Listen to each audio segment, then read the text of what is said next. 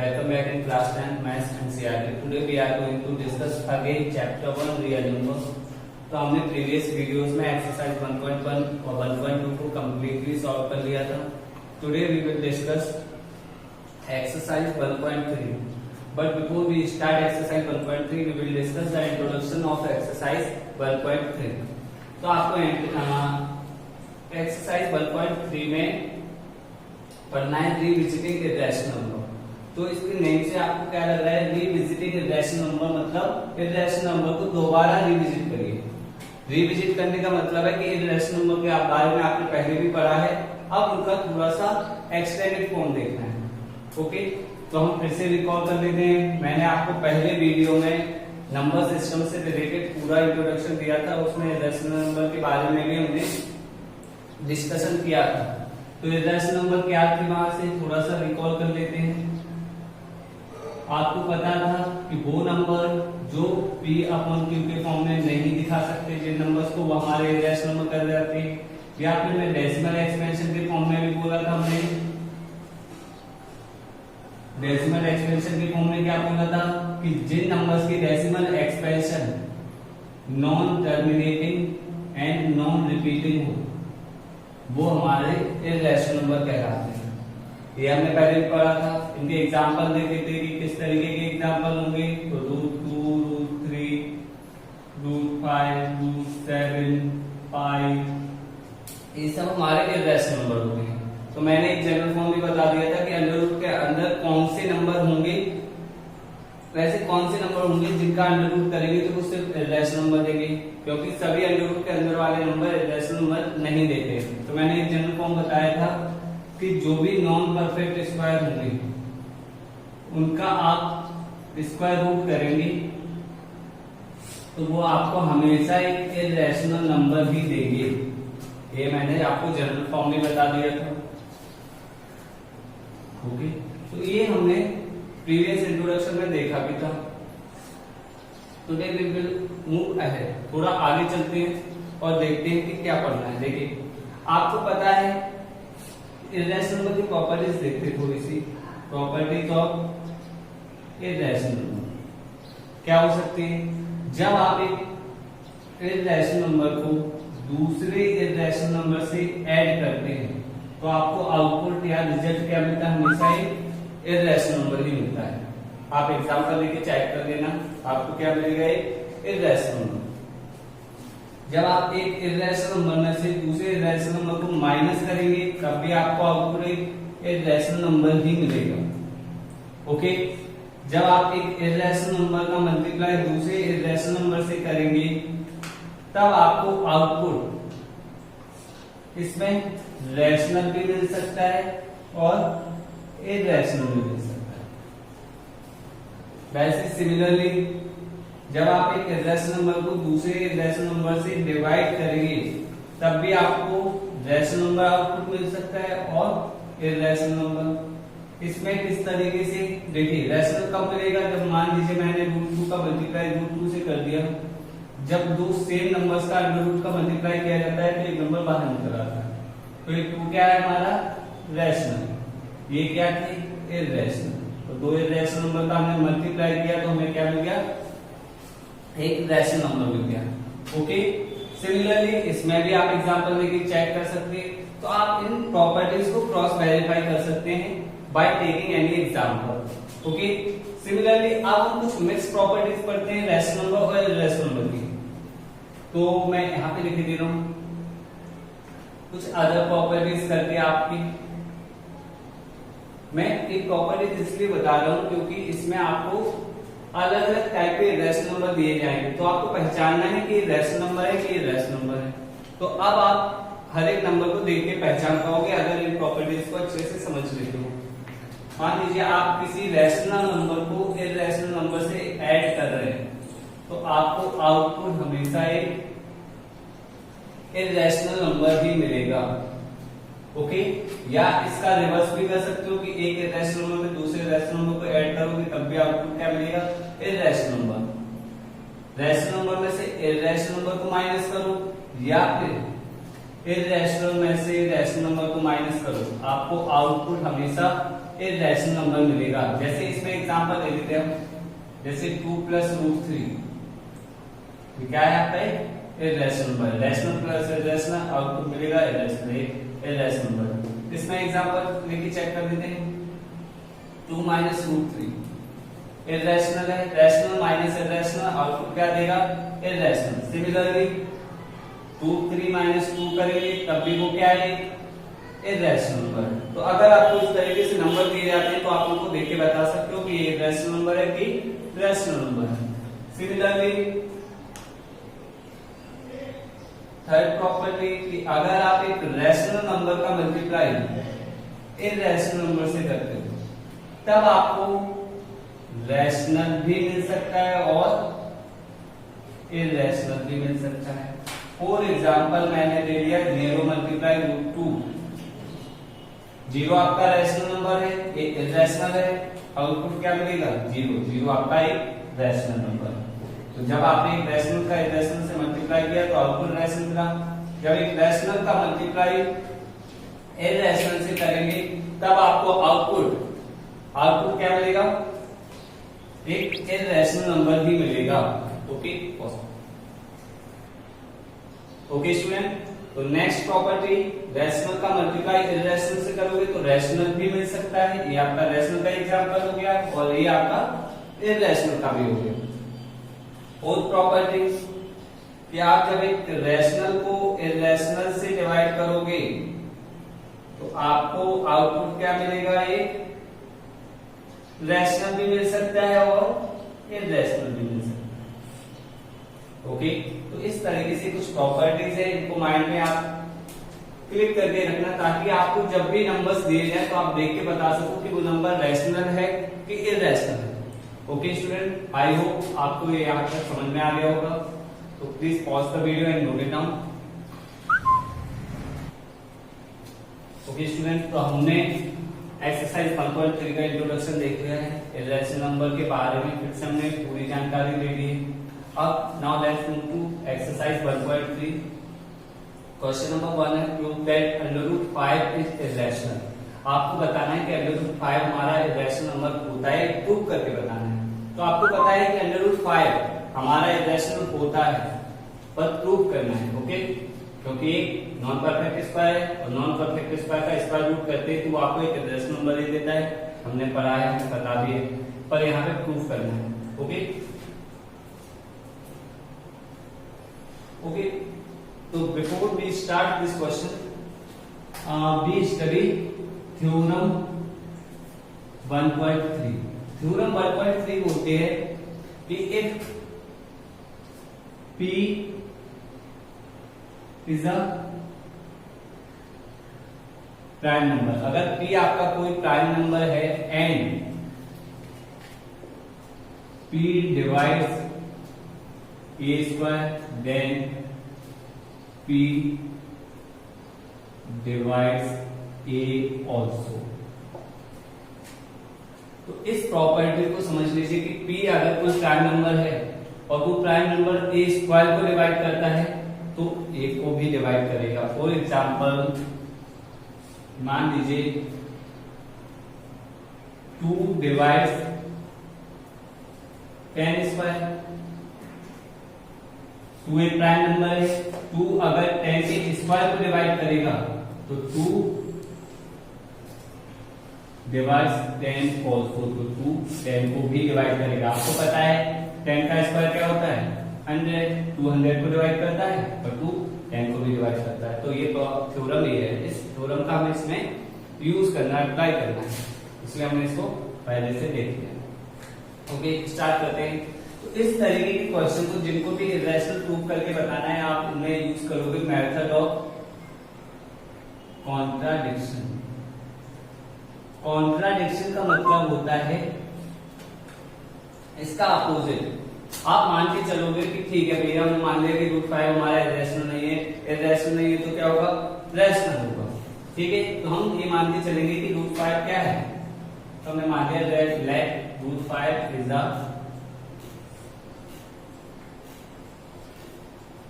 Rational number. अगर √5 rational number है इसका मतलब क्या है, √5 को आप P/Q के फॉर्म में लिख सकते हैं।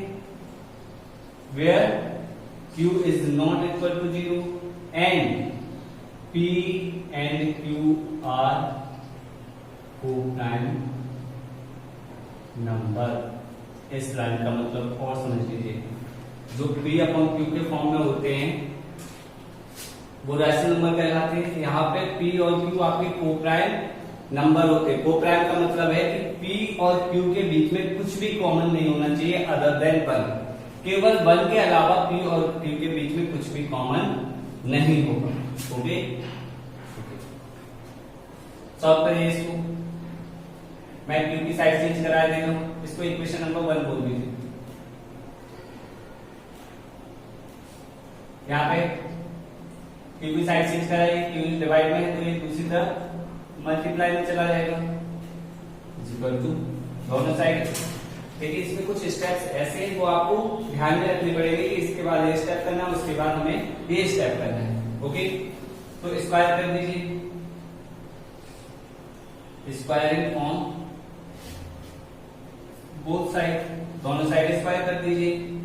अंडर रूट 5u का होल स्क्वायर p का square, under root 5 multiply q का होल स्क्वायर करोगे मतलब अंडर रूट 5 का भी होल स्क्वायर, q का भी होल स्क्वायर। अंडर रूट 5 का होल स्क्वायर मतलब अंडर रूट 5 का मल्टीप्लाई 2 टाइम्स, और जब सेम नंबर के अंडर रूट का 2 बार मल्टीप्लाई किया जाता है तो अंडर रूट हट जाता है, तो क्या आ जाएगा 5 आ जाएगा। ओके, तो अंडर रूट 5 का स्क्वायर 5, q का square q square is equal to p square. इधर से हम 5 की साइड चेंज कराते हैं तो q 5 और q स्क्वायर के बीच का रिलेशन मल्टीप्लाई किया है तो दूसरी तरफ डिवाइड में चला जाएगा। अब यहाँ पे आपको इस थ्योरम को अप्लाई करना है। किस तरीके से कि 5 अगर p स्क्वायर को डिवाइड करता है, 5 आपका एक प्राइम नंबर है और प्राइम नंबर किसी नंबर के स्क्वायर को डिवाइड करता है तो प्राइम नंबर उस नंबर को भी डिवाइड करेगा। ये बोला गया इस थ्योरम में। ओके, तो हम यहाँ पे इस थ्योरम को अप्लाई करते हैं कि if 5 divides p square then 5 divides p also। ये अगर 5 p स्क्वायर को डिवाइड करता है तो 5 p को भी डिवाइड करेगा। तो कहने का मतलब है कि 5 p को भी डिवाइड करेगा। 5 अगर p को डिवाइड करेगा तो कुछ ना कुछ क्वेश्चन आएगा। लेट्स से सी, हमने उसको क्या मान दिया कि वो क्या आ गया है c। यहाँ पे फिर से साइड चेंज कराइए, इसकी साइड चेंज कराएंगे तो 5 डिवाइड में इसमें चला जाएगा मल्टीप्लाई में।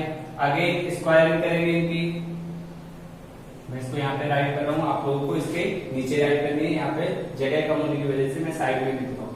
ओके, तो आगे squaring on both side, again हम स्क्वायरिंग कर रहे हैं। p का स्क्वायर p स्क्वायर, 5 का स्क्वायर 25, c का स्क्वायर c स्क्वायर। तो यहाँ पे हमने क्या कर लिया है 25 का c स्क्वायर। ओके स्टूडेंट, तो हम ऐसा करते हैं, इसका स्क्वायर नहीं करते हैं, इसको दूसरे तरीके से लिखते हैं, इसमें थोड़ा सा डिफिकल्ट हो जाएगा। तो आप क्या करिए, ये आपकी वैल्यू आ गई, इसको ऐसा करिए, इसको इक्वेशन नंबर 2 बोल दीजिए और इसको इक्वेशन नंबर 1 ना बोल के इसको बोल दीजिए इक्वेशन नंबर 1। तो आप p की वैल्यू यहाँ पे प्लेस कर दीजिए। तो आप क्या लिखेंगे, put the value of p in equation first. हम इक्वेशन फर्स्ट में p की वैल्यू प्लेस करते हैं। Under root 5 into q is equal to, p की जगह क्या रखा जाएगा 5। ठीक है, आगे इसके स्क्वायर कर दीजिए, squaring on both side squaring करेंगे हम। स्क्वायर करने पर अंडर रूट 5 का स्क्वायर कर दीजिए और 5c का स्क्वायर कर दीजिए। अंडर रूट 5 का स्क्वायर 5, q का स्क्वायर q स्क्वायर, 5 का स्क्वायर 25, c का स्क्वायर c स्क्वायर। अब यहां से आप 5 की साइड चेंज करा दीजिए, तो Q square is equal to 25c² upon 5। तो 5 से 25 कैंसिल आउट हो जाएगा 5 टाइम्स, क्या आ जाएगा Q square is equal to 5c²। तो 5 की साइड चेंज कराएंगे, 5 यहाँ पे देखिए मल्टीप्लाई में इस तरफ डिवाइड में आ जाएगा, Q square upon 5 is equal to c²। यहाँ पे इस चीज को देखिए, यहाँ पे भी देखिए इस चीज को। आपको दिख रहा होगा कि अगर 5 एक प्राइम नंबर है और प्राइम नंबर किसी नंबर के स्क्वायर को डिवाइड करता है तो वो उस नंबर को भी क्या करेगा, डिवाइड करेगा। अब मैं इसको यहां लिख के बता रहा हूं। ओके, सेम प्रॉपर्टी, तो यहां पे मैं लिखे दे रहा हूं, if 5 divide Q square then 5 divides Q also. इसका मतलब है कि 5 क्यू को भी डिवाइड करेगा। करवा दीजिए क्यू को 5 से डिवाइड। आपको पता है कि क्यू से 5 को डिवाइड करेंगे तो कुछ कुछ क्वेश्चन आएगा। लेट्स से डी, हमने उसको क्या बोल दिया कि क्या आ रहा है, डी आ रहा है। तो यहां से क्यू की वैल्यू निकालिए, 5 की साइड चेंज करा दीजिए, Q is equal to 5 divide में इस तरफ मल्टीप्लाई में चला जाएगा। ये इक्वेशन सेकंड हो गई थी, इसको इक्वेशन थर्ड बोल दीजिए। अब आप इक्वेशन सेकंड और इक्वेशन थर्ड को ऑब्जर्व करिए। ऑब्जर्व करेंगे from equation second and third. यहां पे P आपका क्या है, 5 मल्टीप्लाई C, Q आपका क्या है, 5 मल्टीप्लाई D। P आपका 5 मल्टीप्लाई C है, Q आपका 5 मल्टीप्लाई D है। तो P और Q के बीच में आपको दिख रहा होगा 5 क्या है, कॉमन। जबकि हमने पहले ही क्या मान के रखा था कि P और Q कैसे नंबर है, को प्राइम नंबर है, क्योंकि ये रैशनल नंबर है और को प्राइम है, इसका मतलब इन दोनों के बीच में कुछ भी कॉमन नहीं आना चाहिए। और यहाँ पे हमारा इन दोनों नंबर्स के बीच में 5 कॉमन आ रहा है। इसका मतलब P और Q क्या नहीं है, आपके को प्राइम नंबर नहीं है। को प्राइम नहीं मतलब ये गलत हो गया। और ऐसी गलती क्यों हुई है, ऐसी गलती इसलिए हुई है क्योंकि हमने √5 को क्या माना था, रैशनल नंबर, जबकि एक्चुअल में √5 रैशनल नहीं है, क्या है, इररेशनल है। ओके, तो यहीं से आपको ये कंक्लूजन लिख देना है, here 5 is a common factor between P and Q। P और Q के बीच में 5 क्या है, common factor. It means P and Q are not co-prime, are not co-prime। Co-prime नहीं है, जबकि हमने तो को-प्राइम मान के ही रखा था। तो ये ऐसा क्यों हुआ, तो आप लिखोगे इसके आगे this contradiction has arisen. Okay student, तो मैं इसको यहां का कंक्लूजन यहां पे लिखे देता हूं। आपको इस चीज को याद रखना है कि कौन सा कंक्लूजन कहां पे लिखना है। तो यहां के बाद आप सबसे टॉप पे लिखेंगे कि दिस कॉन्ट्राडिक्शन हैज अराइजन। ऐसी गलती क्यों हुई है या ऐसी गलती क्यों आई है, this contradiction has arisen because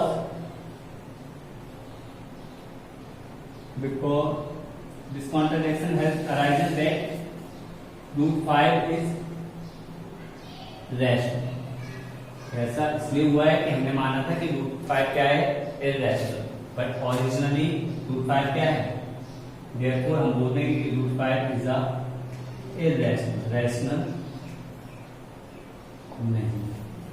okay student, तो हमने इसमें क्या किया है, हमने मेथड ऑफ कॉन्ट्राडिक्शन की हेल्प ली है। मेथड ऑफ कॉन्ट्राडिक्शन मतलब जस्ट इसका अपोजिट, जो हमें प्रूव करना है उसका अपोजिट मान के चलिए। तो आखिर में कुछ चीज गलत हो जाएगी तो हम बोल देंगे कि ऐसी गलती इसलिए हुई है क्योंकि ये रैशनल नहीं था, इररेशनल था। तो हमने बोल दिया कि अगर रैशनल है तो P अपॉन Q के फॉर्म में लिखा जा सकता है, बट यहाँ पे Q is not equal to 0, P और Q हमारे को प्राइम नंबर होते हैं। साइड चेंज कराए Q की, स्क्वायरिंग करा, ये आ गया। यहाँ तक आप समझ जाएगा। आपको पता है कि जब कोई प्राइम नंबर किसी नंबर के स्क्वायर को डिवाइड करता है तो प्राइम नंबर उस नंबर को भी डिवाइड करेगा। डिवाइड करने पे कोई ना कोई नंबर आएगा। लेट्स से सी, हमने बोल दिया कि वो नंबर क्या आ रहा है, कोई कांस्टेंट ही आएगा। हमने बोल दिया सी आ रहा है, p is equal to 5 6 p की इक्वेशन नंबर फर्स्ट में वैल्यू प्लेस करा दी। ओके, तो इस तरीके से फिर से किया, वही सेम मेथड यहां तक। सेकेंड और थर्ड से हमने ऑब्जर्व किया कि p और q के बीच में 5 एक कॉमन फैक्टर है। इसका मतलब p और q हमारे को प्राइम नहीं रह गए, जबकि हमने p और q को तो को प्राइम माना था। तो ऐसी गलती क्यों हुई है? क्योंकि हमने क्या माना था कि √5 क्या है, रेशनल, जबकि ओरिजिनली √5 आपका क्या है, इररेशनल। तो आई होप आपको ये क्वेश्चन क्लियर होगा और इस पर बेस्ड आपकी बुक में जो भी प्रॉब्लम्स है आप उनको सॉल्व करिए। And if you have any doubt you can comment in the box, I will reply in your next video. Okay, thank you.